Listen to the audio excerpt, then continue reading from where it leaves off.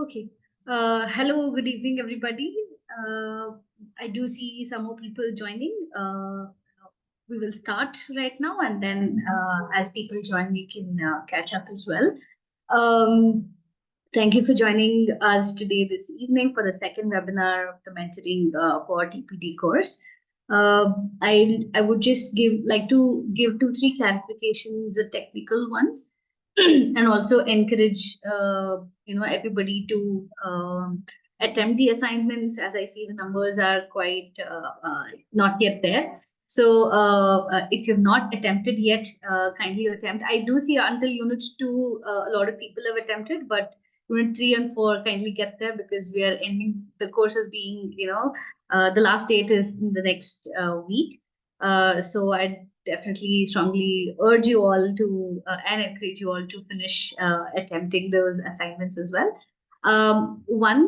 Two clarifications that I would like to give. If you're unable to see your grades yet, that is because the grading is in process.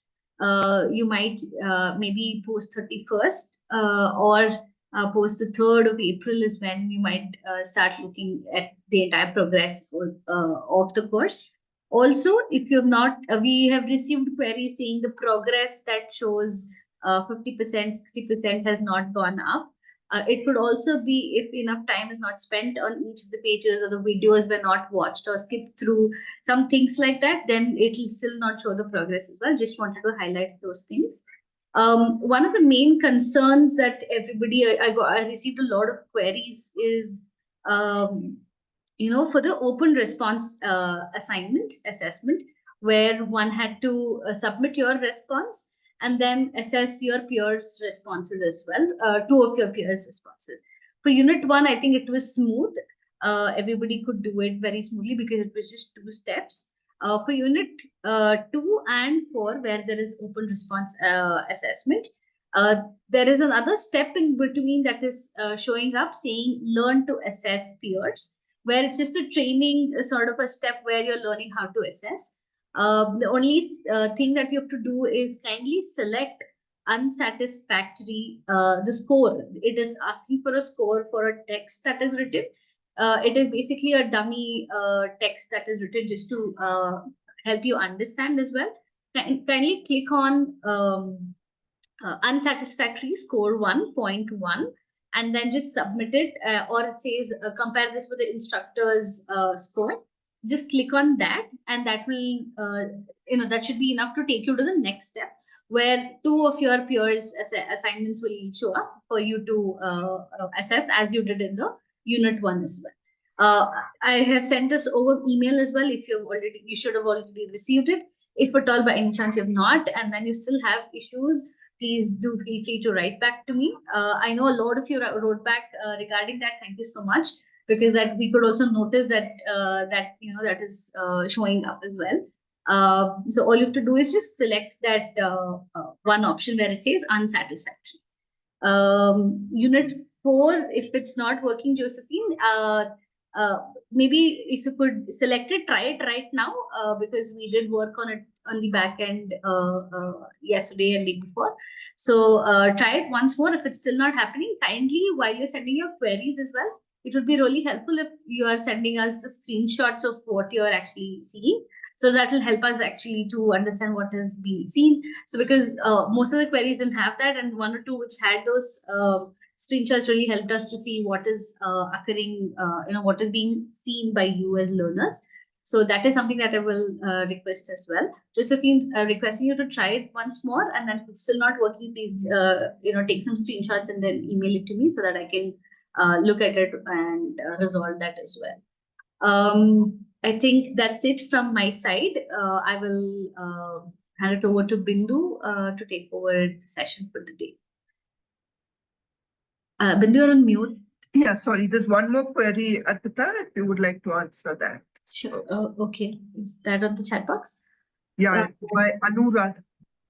Okay, Anuradha, I was just mentioning the same. The grading for all the assignments for everybody is in process. So once all the grades are uploaded and confirmed, it will then show up for you as well. Since the grading is in the process, it might not show up that it is entirely graded.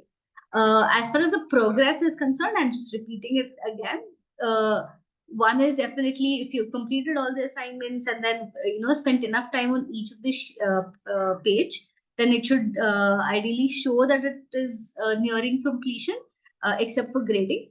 But if it's not, try and go back and spend some more time on some of the landing pages where you might have not, like if you've skipped watching any videos, or if you might have just scrolled through it and not spent enough time sometime there as well.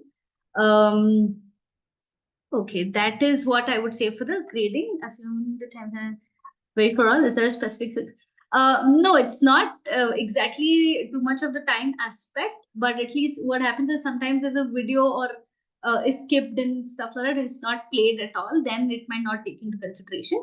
But otherwise, That does not exactly, impact your grading. yeah, that does not impact your grading as well. One more message that I see is I'm yet to submit my assignment. Yes, there is a deadline for submitting the open response assignments where you're assessing your peer assessed assignments. Since that, March 31st would be the last day to submit that, so that you're able to assess your peers assignment as well. So that if it's extended beyond that, then it will be difficult. So kindly submit it by 31st of March. For more info on the deadlines, you can on your TISX page as well. If you just look at the right side of it or click on the grades, it will show you the deadline for each of the assignment. Yeah, I I hope I've answered most of the questions. If you still have any more questions, please write to me. I will definitely be happy to answer them all. I will now actually hand it over to Bindu. Thank you, Arpita. Today, since the last webinar, we had an informal chat with all of you and understood where you were and what you were doing about mentoring in your workplace. I think, Deepali, maybe you can write to Arpita and she will help you separately, right? So we will continue with the webinar right now. So today I thought I will make a small presentation and just talk about what means to be a professional teacher. And when we are mentoring and when we are thinking about a teacher, even if we are teachers or we are mentoring teachers, what is the identity we want to associate with a teacher? And we want to associate this professional identity, then what does it mean to be a professional teacher? So I'm going to spend about 20 minutes on a presentation, and then we'll have discussions about this and anything else you want in your course. And Arpita can also continue with all the technical aspects of it after that. So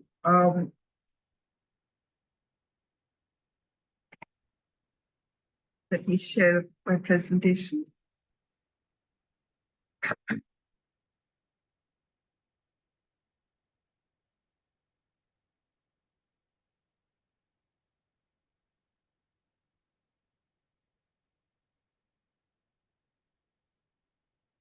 So like I said, what is it? When we say a teacher is a professional, what does it really mean to be a professional teacher? So 3 principles we see of any professional occupation, right? So when we talk about a professional occupation, what is an occupation that comes to your mind first? You can put it on the chat box.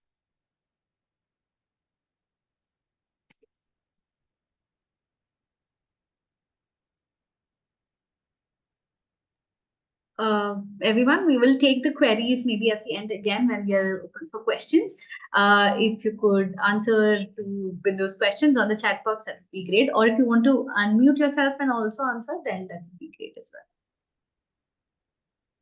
On the chat box will be better right now. Okay.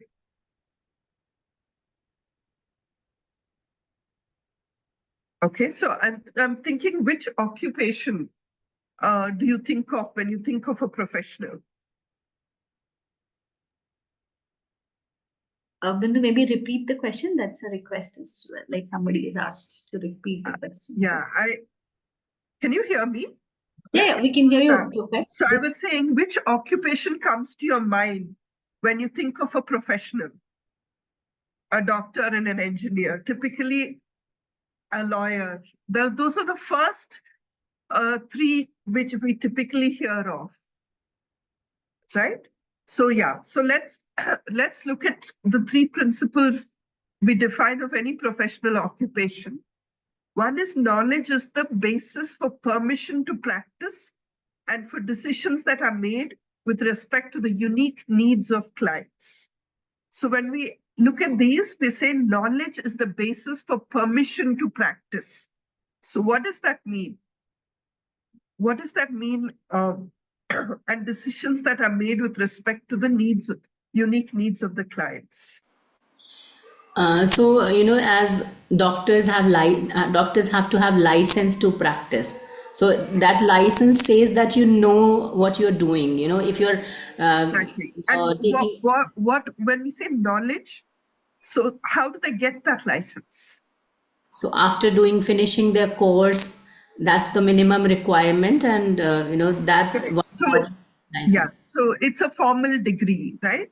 So typically a professional is a formal degree or a formal study, which means what? That they acquire a knowledge base and have the ability to practice and to meet the clients on the practitioner pledges her or his first concern to the welfare of the clients.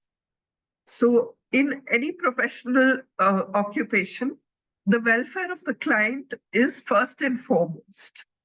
In the case of the doctor, it's the patient. In the case of the lawyer, it's the client itself. If we consider the teacher, in the case of the teacher, it's all her learners or his learners, right? The profession assumes collective responsibility for the definition, transmittal, and enforcement of professional standards of practice and ethics, right? So it is the group of practitioners that collectively decide what this profession looks like. How do we? What are the norms and ethics and the professional standards that all practitioners must abide by, or all the professionals must abide by? So really, these are like three like fundamental principles of any occupation. Now, keeping this in mind, we go through 6 characteristics of a profession, but we will go through it in our understanding of the school teacher in India, right? So we say service, knowledge and understanding, practice, judgment, learning, and community, right? Let's go through each of these one by one. So when we say service, now please think of what happened in 2009, right? The environment in which we work as teachers is that we know that every child has a right to learn and develop to his or her potential because of the RTE Act. So as teachers, whether we were teaching in government schools, private schools, or any schools, we are in an environment where it has become the child's fundamental right to learn, which means the state has taken responsibility for the learning of every child. We are telling the parent that every child has to be in school and learning, and it's a fundamental right of the child. So this has a profound impact on the responsibility of a teacher, right? You're permitted to practice only after certification. The RTE also came up with this, the law that the teachers now have to have a B.Ed degree or a D.El.Ed degree to qualification, to teach. Until the RTE Act, it was not mandatory. In fact, many schools did hire teachers who were not professionally qualified. The B.Ed and the D.El.Ed degrees are professional qualifications, right? Teachers need to be accountable professionally. So there's much more accountability that comes in with a rights-based approach. And teachers must meet a set of standards. Now, right now, we don't have a general set of standards that are available in India. Drafts of such standards are being published, but we see that different schools or school systems do have a set of standards set for teachers.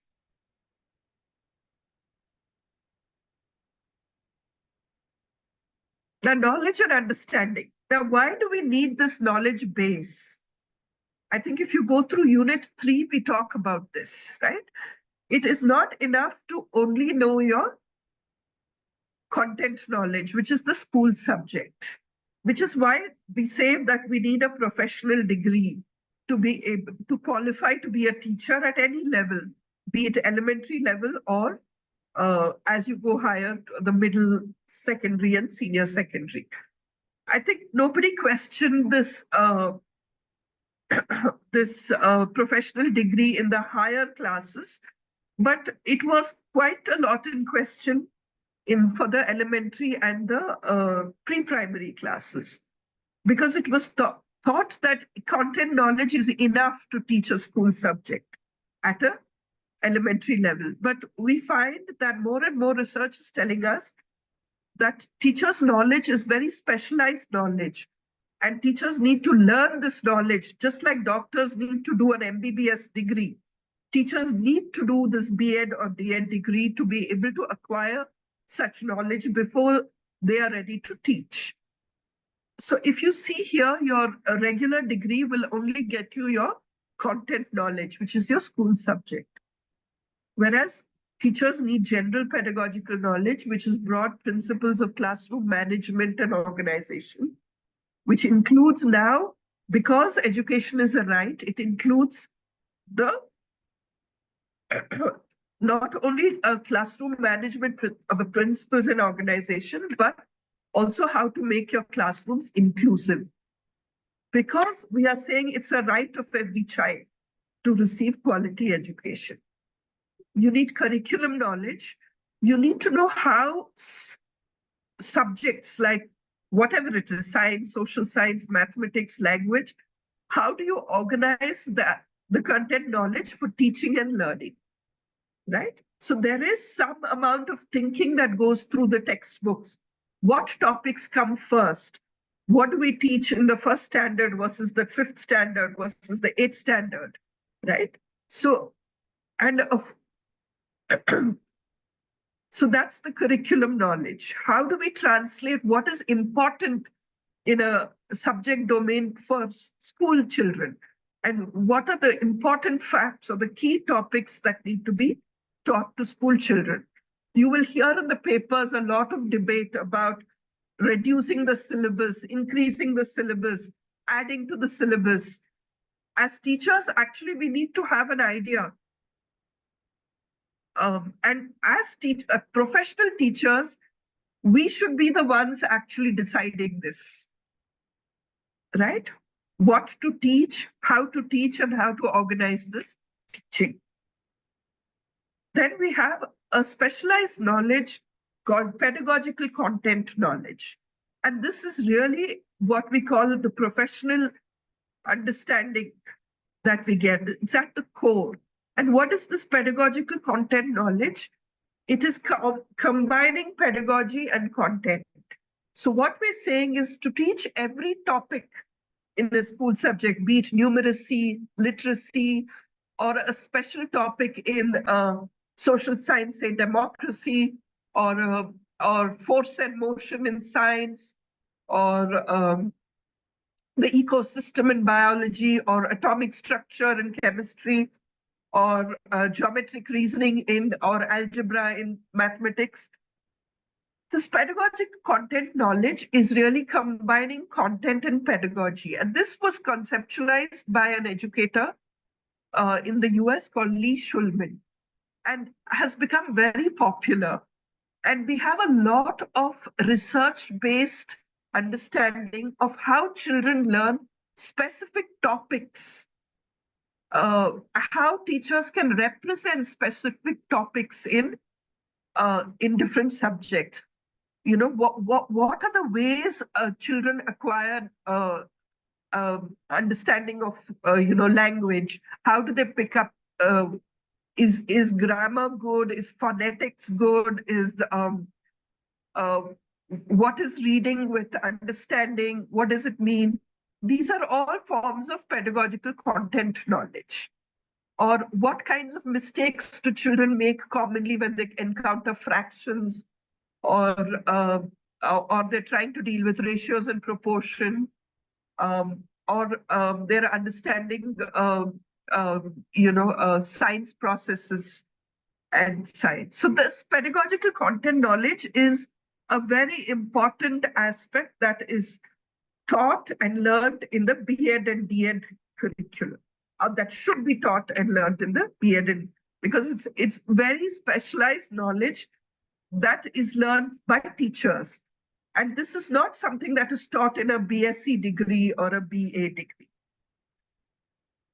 Of course, you have to have knowledge of learners and their characteristics, right? A teacher has to be able to identify where the learner is. Does the learner have learning difficulties, and how we can use that. The other thing is knowledge of educational context. So the teacher needs to know the educational context, which is the school context, the learner's socioeconomic context. All these are aspects that inform learning and teaching, of course. And finally, what are we teaching? What are the aims of education, right? So the teacher also needs to have a good understanding. I think you can mute. Yeah. So needs to have a good understanding of the ends and purpose and values. So when we say, what is the purpose of education? We hear these words all the time, right? We need to develop children holistically. What is our purpose? What do you think is the purpose of school education? What is in your mind? Can some of you share? What do you feel is the purpose of school education?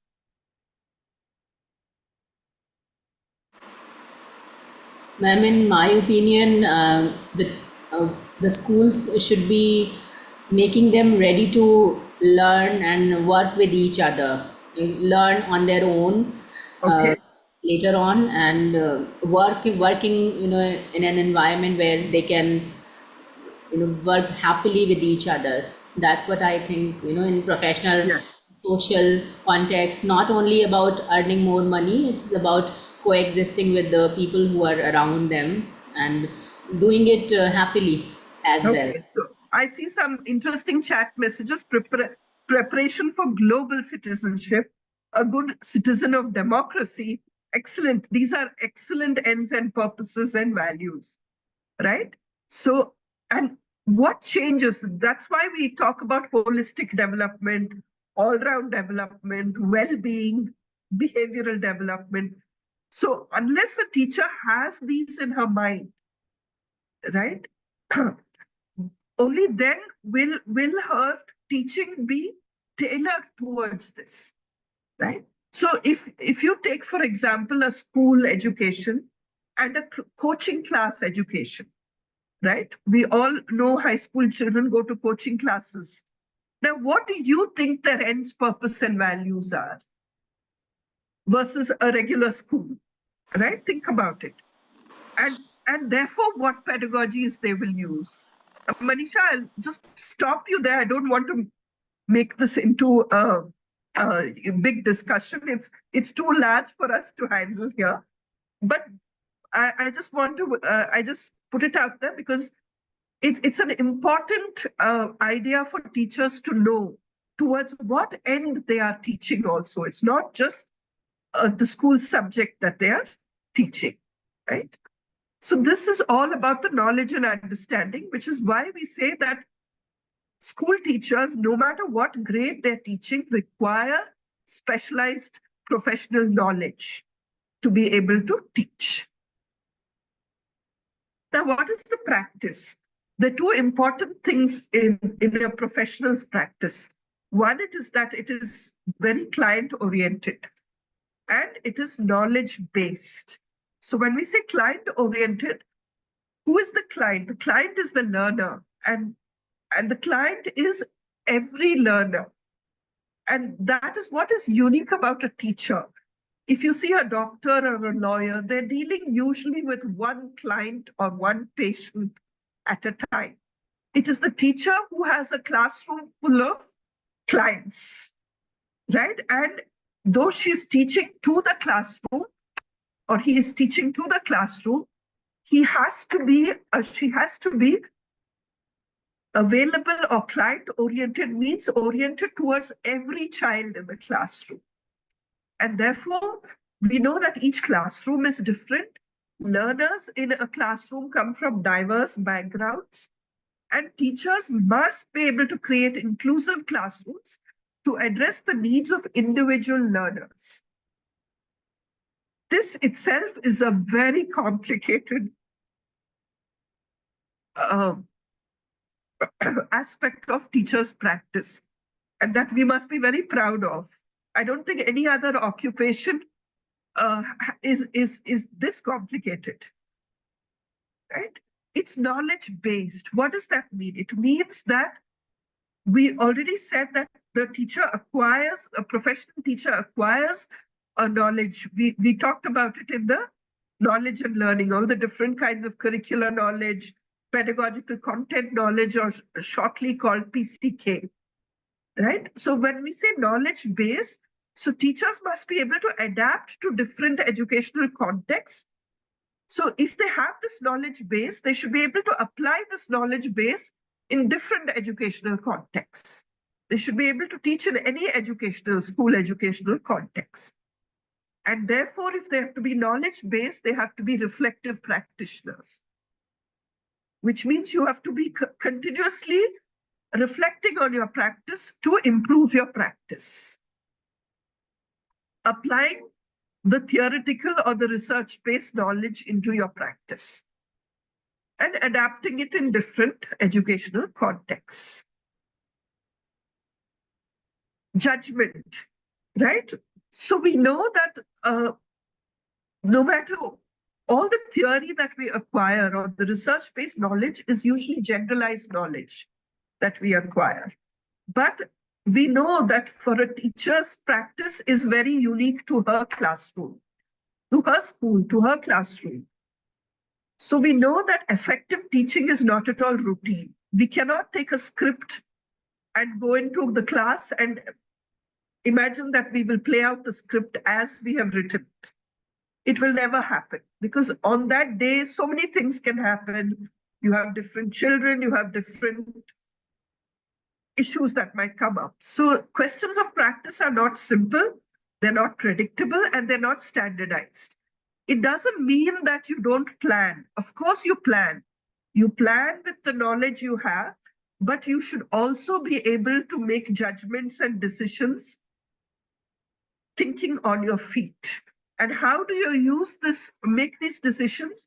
Based on the knowledge you have, based on the experience, and of course, based on the educational context.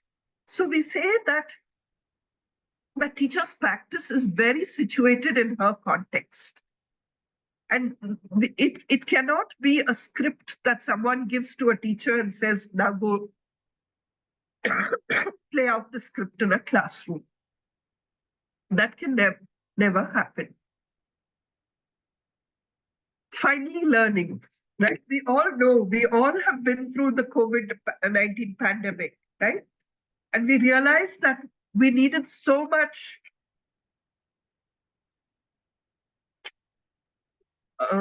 new ideas, new technology, a different social environment to teach, right? But this is happening constantly. There are societal changes, there are technological changes happening all the time.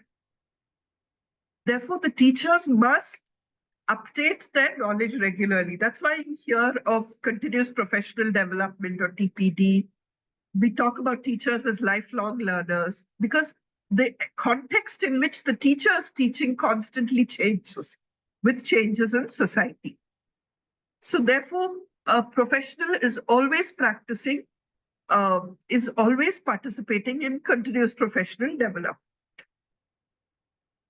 And finally, community, right? So when we talk about communities, a professional always, I remember the three principles I said. As a professional, we must regulate our own practice and we must develop our own professional standards and be able to reflect on practices in different contexts. So this, where are we with the teacher? Can we call ourselves professionals?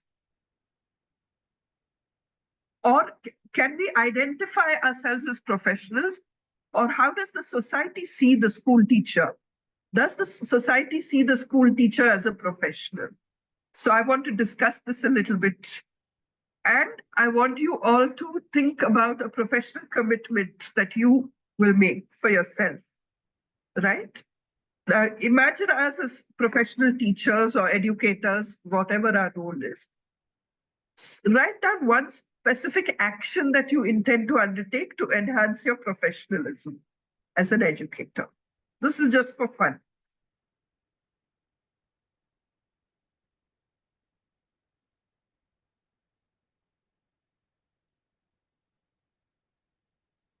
So we do have time, right, Arpita? Yeah. So we can open this up for discussions now.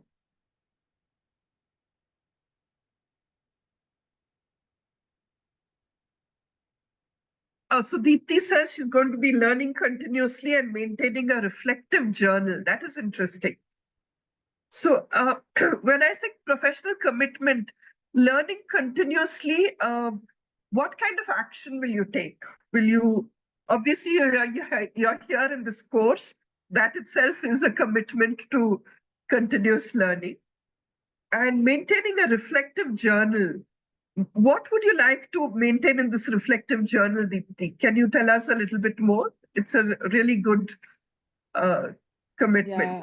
Good evening, Dr. Bindu.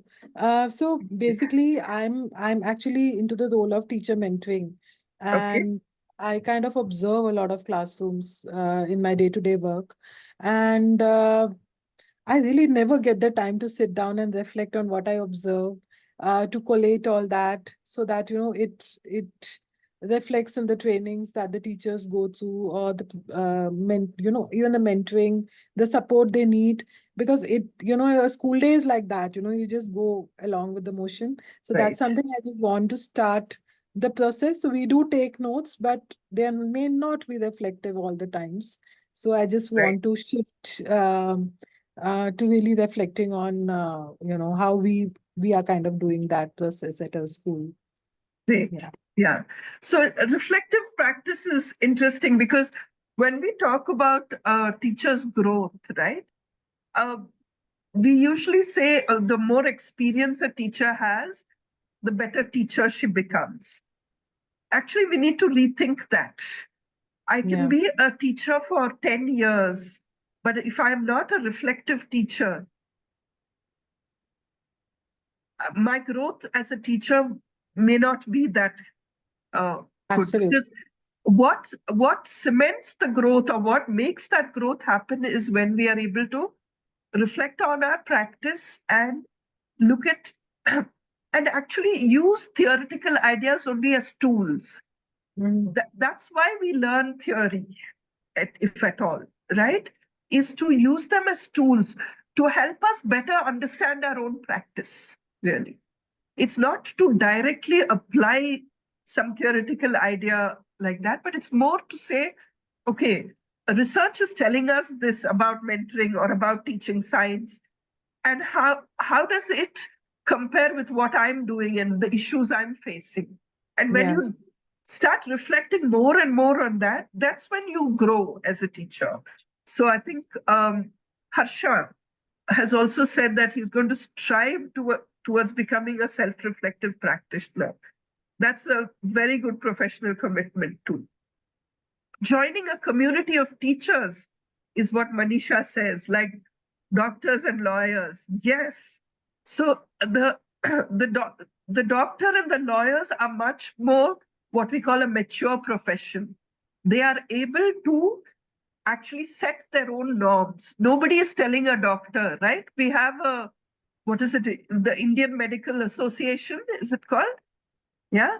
Who's setting the norms for doctors? Doctors themselves. Nobody tells doctors what to do. They decide what to do themselves. But is that true of us teachers? Not yet, I'm afraid. Everybody is telling us what to do, except ourselves. So we really need to strengthen ourselves through communities of teachers. So yes, Manisha, that's good. Kritika has raised her hand. Hi, good evening. To just add another angle to this discussion, as we are obviously talking about reflective practice and the fact that we need to be able to upskill in some sense Yes, and gain relevant knowledge about pedagogical practices globally. I think as a professional teacher who's engaging with learners who are more often than not adults yet. right. I think there is value in also looking at ourselves as intuitive practitioners. Not to say that intuition needs to be sort of celebrated and sort of put on a pedestal, but the Huh. fact that the idea of building self-awareness to our own, teaching and learning style, methodology, Uh-huh. and understanding how people learn by becoming learners ourselves, because it's easier said than done to say, okay, I'm not going to take the lecture method, I'm not going to be the sage on stage. But in order to understand how that really feels, we must sort of become the learner and experience it for ourselves to be able to differentiate that. So I think all of Absolutely. this needs to be contextualized to the effect that as professional teachers, are we also lifelong learners? If that makes sense. Absolutely. And you're right. Intuition also is actually improves with reflection and reflective practice, right? So we don't need to separate intuition as something that is not learned. Intuition also becomes more nuanced as you experience increases, as you experience different aspects, like you said. We also need to experience uh, more, learner-centered pedagogies to be able to understand and be intuitive enough. Ultimately, in the classroom, Kritika, we are all intuitive. We are using our judgment, we're thinking on our feet and making decisions about different children, right? I would take that So, a step further and say that we are in fact improvising all the time. And when I say absolutely. improvising, more in the terms of theatrical improvisation, which is where I come from, the idea that you are sort of adding to what is already existing. You're not creating out of thin air. So the Correct. idea of yes anding to what's existing. Thank you. Okay, sure. Yeah. Mansi has said, I prefer to experiment new approach and keep the data of it, what worked and what didn't. Absolutely.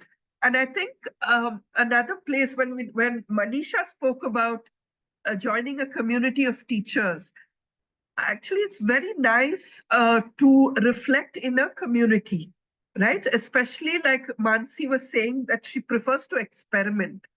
It's always nice to share your experimenting with other teachers, you know. You get a lot more out of it when you reflect in a community, because you're getting a multitude of perspectives, you're getting ideas from other teachers too. So the reflective process gets enriched when you reflect in a community, which is why it's good to be, what research is telling us also, that learning for teachers is really professional development is best done in a social learning environment where we're talking to each other, right? It's not so much a traditional learning like we do in colleges when we're college students. When we're professionals, it's best to learn in a social learning environment. And this social learning environment can be communities of practice, can be seminars you attend, can be courses that you attend like this with different people. So there are a lot of opportunities for that. Yes, Manisha. Ma'am, because I'm not a regular school teacher, but I want to work with a lot of teachers. I'm an architect. So Okay. last year I joined a school, 12th, I was teaching design engineering to a set of schools. That's where I'm landing this. I landed on this program. Uh-huh.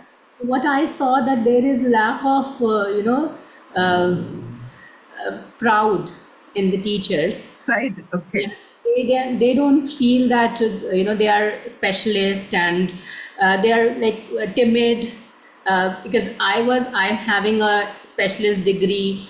I was visiting school, so then I saw that you are a mathematics teacher, you are also a specialist, but that feeling was lacking in the teacher itself. So I was, Why is that so, Manisha? Is because the society of how the society thinks yeah, also, right? The perception of the society. How much respect do we give the school teacher as a does the school teacher have a professional identity in society, yeah, she right? does, So, she does. so it's not about an individual also. It's about how society looks at a profession, right? The society definitely respects the medical or the law profession much more than they respect the school teacher's profession, right? In terms of pay, in terms of social status, everything. So that it's a combination of having that pride yourself, and it's also how society looks at it. And who will improve that status is we ourselves. We ourselves need to commit professionally to improve our own Yeah, profession. true, true.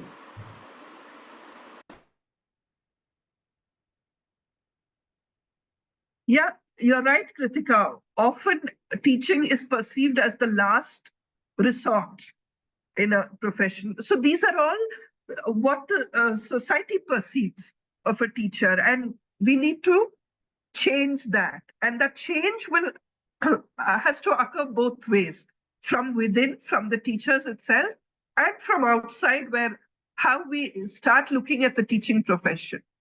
And one of the important things that is slowly changing is that it's not that anyone can teach, right? That we do require that specialized knowledge base to teach. And that is the start, actually. Once um, you build that image that there is a specialized knowledge base to be acquired before you teach, that will change a lot of things in the profession. And what I feel when there is a parent also involved, when we are talking about 30 students in one class, in commercial world, the parent is the client. So a lot of pressure is there on the teacher, not only to teach the student right, but making every parent happy, because they have their own set of expectations. They are not they're not worried about other 29. They're not looking at the group as a self-building community or learning.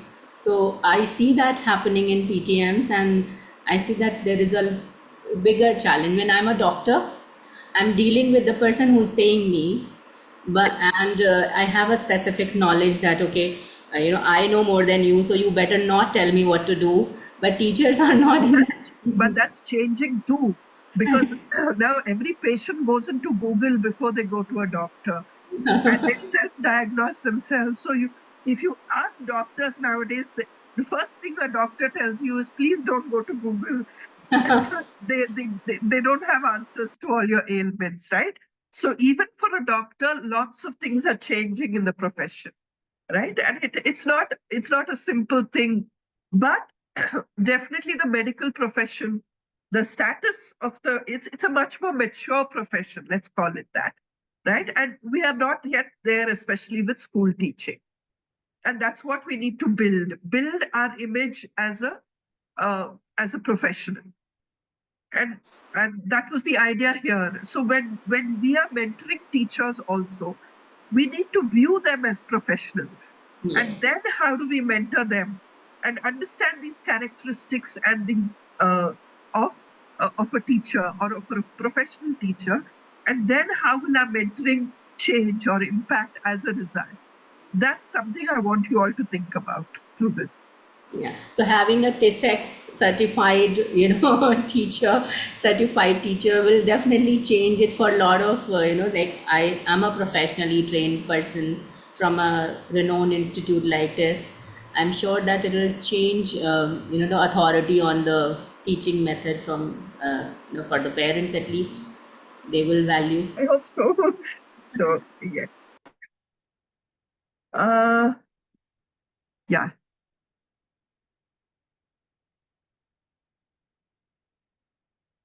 So there is where the shift of focus from the learners to the parents come into picture.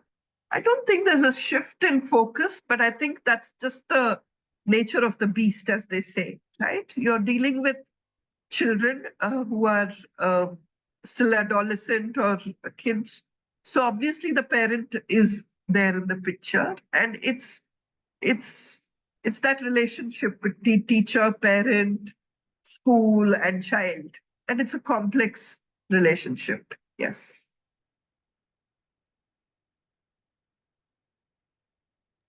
Yeah. So, Arpita, over to you again.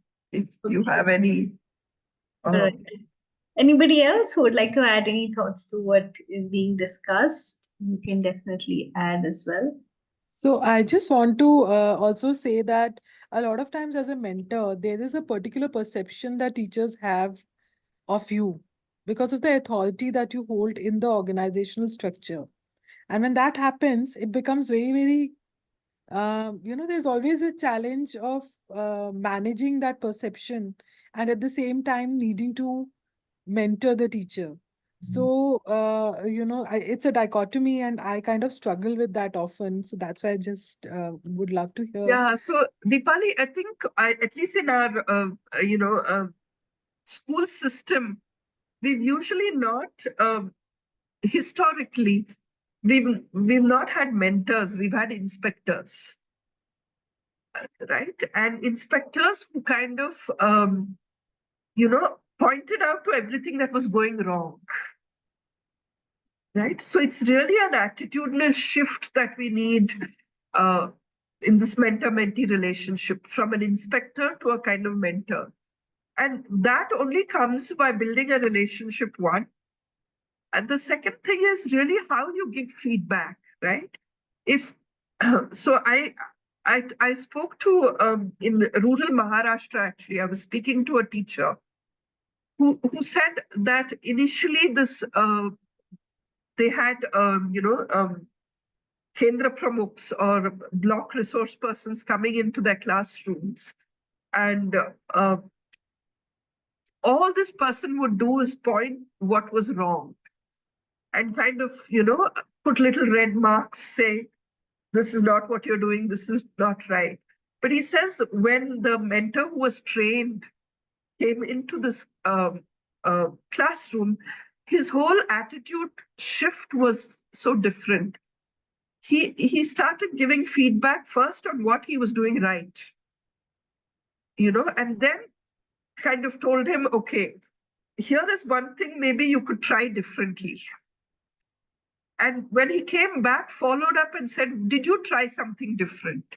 So he said this really encouraged him to kind of change his attitude towards the mentor. So it's really about giving positive feedback and following up also, and following up in a more positive way, and changing that high. Yes, you do come in with a slightly hierarchical position, that is unavoidable, but how can you make the relationship such that that hierarchy doesn't come in the way? And typically Yeah. we see, at least in the school system, we see that this inspector kind of attitude, if it goes away, it really helps the teacher build a better relationship Yeah, with the student. true. Uh,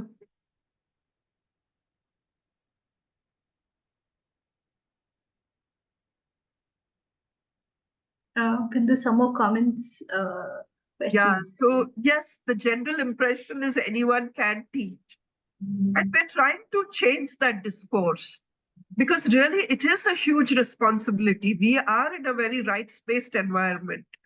So if you look at it, no matter who the child is or where the child is coming from, a teacher is responsible for his or her, academic and growth and development. So, and to the child's potential, of course. So we really need to change that perception because we do feel that uh, that teachers who have gone through good quality pre-service education like B.Eds and DLEds definitely even participate better in CPD after that, that is continuous professional development, because they've acquired that knowledge base. So this is not going to change overnight, right? This has to evolve, and the society has to start understanding it better. And who best to make this change is the educators and teachers themselves, right? So that's and it will take time, but it is changing. Lots of new things are coming in, and people are recognizing the special, especially the COVID actually brought a significant highlight to the role of the teacher, because they realized, many parents realized that, oh my God, my child is learning nothing now that the teacher is not in the picture, right? And it actually, in some ways, it highlighted the teacher's role, especially in the Indian context.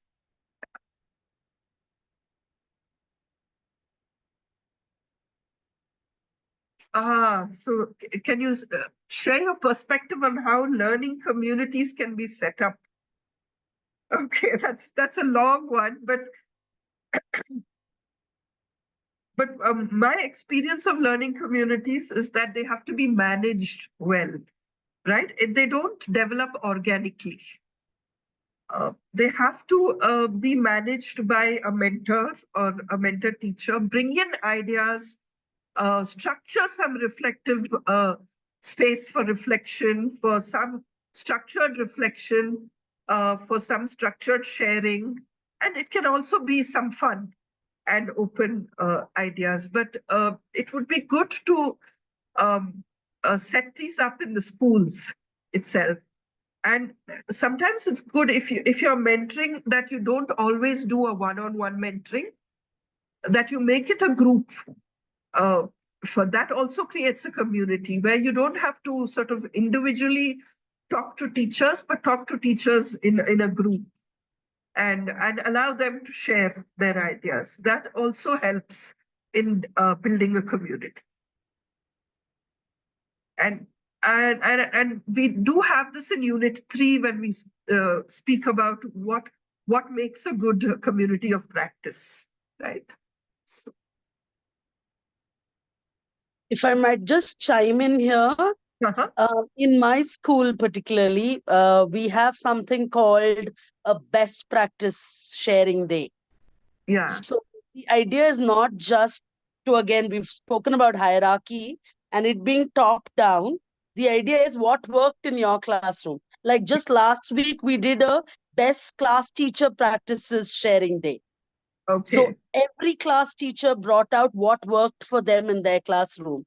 And there was so much learning and sharing from, oh, I never thought of this. I could take this to my classroom as well. yeah. So I So think that becomes like the icebreaker of sorts. And then you can absolutely, go into that's a good individual way. But mentoring. Kritika, I always call it good practices, because I feel teaching is such a situated activity that somebody's best practices may not be somebody else's best practice. So I Absolutely. Thank you so for the so I call rearticulation. it good practices.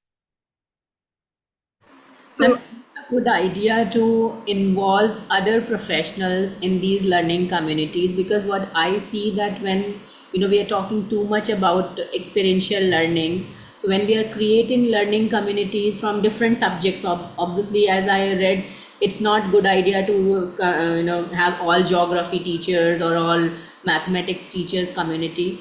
Is it a good idea to include those people who are doing these applied subjects in future, adding them into Yeah, so what we have found actually, Manisha, is that in the high school space especially, it's good to have subject specific communities because you learn a lot from each other. But it's not to say that you don't have other communities where you learn across subjects, right? So it's both. Both have their benefits and both.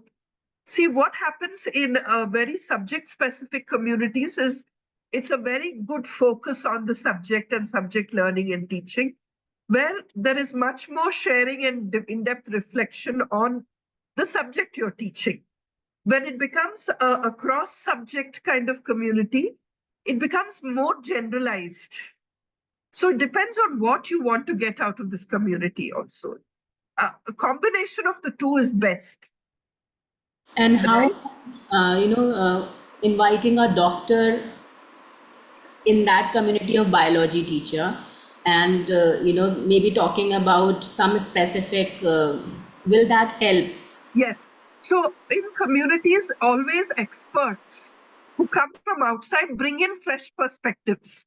That's what you want. See, when you're a community of 5 teachers, if you're meeting all the time, there is so much knowledge that you're sharing, and it's that limited to your 5 ideas, right? But when you bring in on and off uh, experts to come in, it brings a fresh perspective into the community, right? It could be some video you've seen outside and you share it, or it could be a person who comes and shares their experience. It's always good to bring in an outside person and bring in that fresh perspective, but it's not something you need to do every time. Teachers also need to learn to share and have their ideas. Absolutely. So these are all good uh, practices to keep a community alive. Yeah. I think we're almost reaching Oh, the we're end almost of done. the time. Yes. Yes. But thank you so much, Bindu, again. Quite insightful discussion today as well, and then the PPT. Let me see the possibility of sharing the PPT as well with you. Bindu, I think that's possible, right? Is it possible to share the PPT? I will. Yeah, Oh, we can got put it up as well. Yeah. all right. I think that I shall make it available on the TISAX as well. You can access it, or I shall mail them as well, however it is possible. Um, Again, just if there is any technical questions, please do feel free to write to me. I shall respond as soon as possible and then resolve that for you as well. Again, just encouraging and urging all of you to attempt the assignments and finish them before deadline, because any further extensions will be really difficult because we're ending the course on April 5th, and try and attempt your open response assignments by the 31st of March, so that it is open for peer assessment beyond that date as well. Again, thank you so much for the active participation and then such insightful things, and then being active in the chat box as well. Otherwise, if you have any thoughts or questions that you'd like to share, the discussion forum is definitely there where you can put up your queries, or otherwise you can definitely mail us as well. Then we'll specifically respond to you. Arpita, I have a question.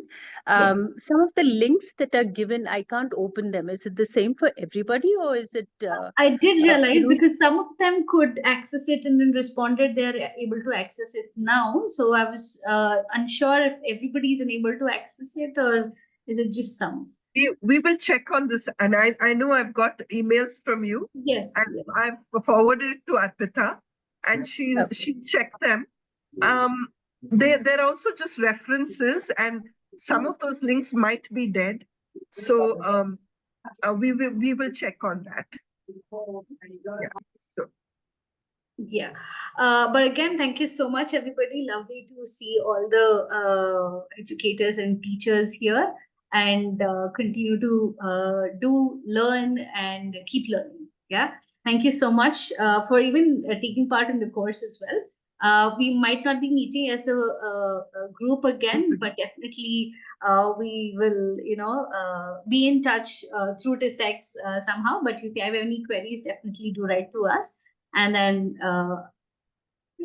yes, that's it. Yes. Thank you so much. Deepali, I think, was raising a hand. Yes, Yeah, Deepali. I just wanted to ask Arpita if you could send a mail stating the deadlines for submission of assignment. Just, that would help everyone. Thank you. I think Sure, there are a few queries there. Thank you. Sure, I shall do that. We'll Yeah. do that. Yeah. Thank you. Okay. Thank you, everybody. Thanks, everyone. Have a good weekend. I think it's a long weekend. So Yes, have a good weekend as well. Enjoy. And happy Easter to anyone. do all the course assignments the weekend at least. Yes, I will try and attempt the assignments as well this long weekend.